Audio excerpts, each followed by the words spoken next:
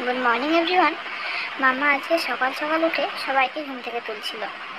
সবার আগে আমাকে তুললো, তারপর আমার বোনকে, তারপর আমার মাকে। শেষমেশ আমার মাকে তুলতে মাম্মা সাকসেসফুল হয়েছিল।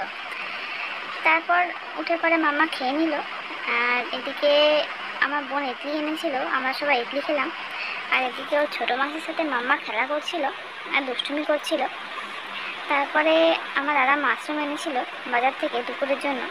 তো আমার বোন এদিকে মাশরুম কাটছিল আর মা ওইদিকে মাটন রেডি করছিল। মাটনটা কষাচ্ছিল তেল দিয়ে আর হলুদ দিয়ে, ম্যারিনেট করে রেখে দিল।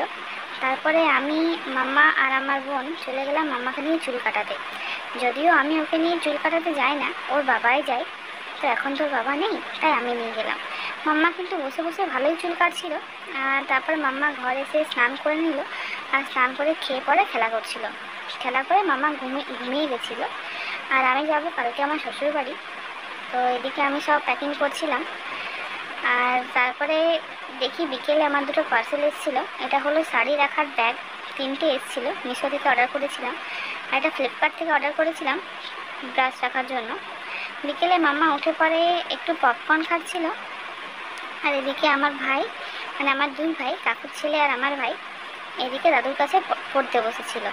তারপর আমি আর মাম্মা রেডি হয়ে গেলাম বিকেলে মেলা যাওয়ার জন্য। আমরা মেলা পৌঁছেও গেলাম। আর ওর বাবা গেছিলো একটু গাড়ি রাখতে। এদিকে ওর বাবা চলে এলো গাড়ি রেখে, আর মাম্মা ওর বাবার কোলে চেপে মেলাতে ঢুকছিল। এটা হলো সাঁওতালডির লক্ষ্মী মেলা। কতটা ভিড় তোমরা দেখতেই পাচ্ছ। আর এদিকে মেলাতে এসে আমাদের সবার সাথে দেখাও হয়ে গেল, আমার দাদা, আমার বোন, সবার সাথে।